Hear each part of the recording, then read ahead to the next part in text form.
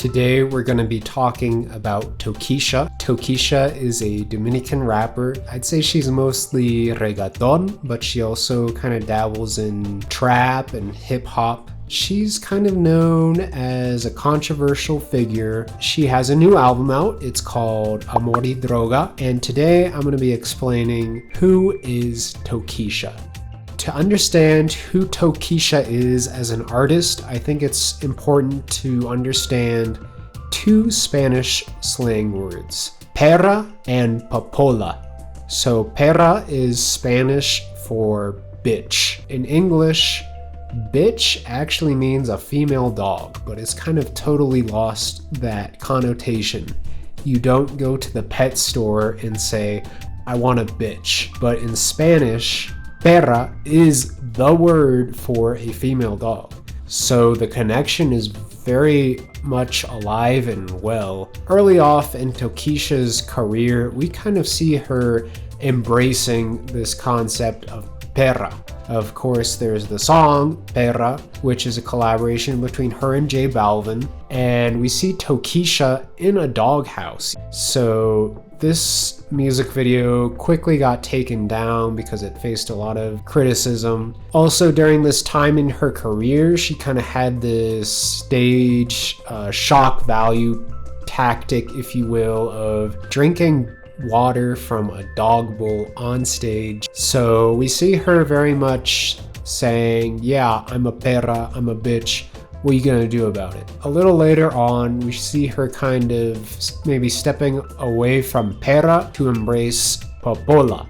So popola is specifically a Dominican and Puerto Rican slang term for vagina. We can maybe translate it as pussy. So she has this kind of video she uses at the beginning of her live performances. It's like a parody of a political campaign, and she goes up there saying, I represent the Popola Libre political party. We could translate that as the liberated pussy political party. So she's currently in her Super Saiyan Popola era. That gave her a good excuse to style her hair like this. I think it's kind of a silly name, but what the heck. And you know, because of Taylor Swift, artists have to have eras now.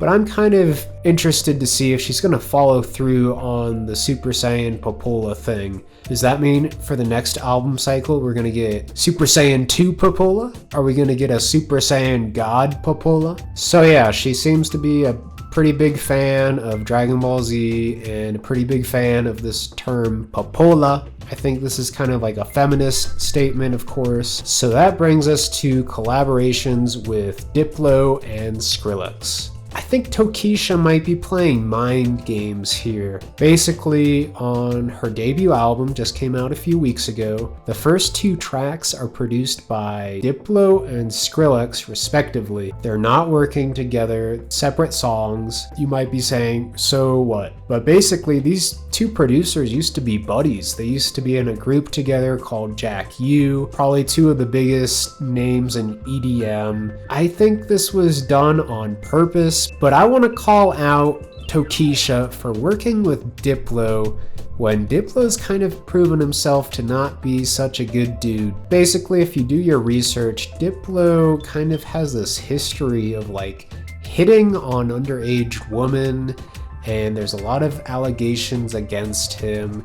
He just does not seem like a suitable collaborator for someone who claims to be such a feminist. I think this is a bad look for Tokischa, and I don't even think this is that great of a song. It's kind of just like a stereotypical techno sounding song. On the flip side, we have Skrillex's collaboration, which is called Surfboard. This is a pretty chill song. I do like it a lot. It's been really interesting listening to Skrillex starting to experiment with reggaeton, because I think reggaeton and dubstep are kind of cousin genres. They both stem from Jamaica. You would never guess this was a Skrillex song. He kind of stays in the shadows. Thankfully, Skrillex has kind of proven himself to be at least somewhat of a decent person, and not a total creep like Diplo. The two of them are kind of feuding right now, with Diplo saying in a 2025 podcast, "Skrillex hates me." But that's enough music producer gossip for one day.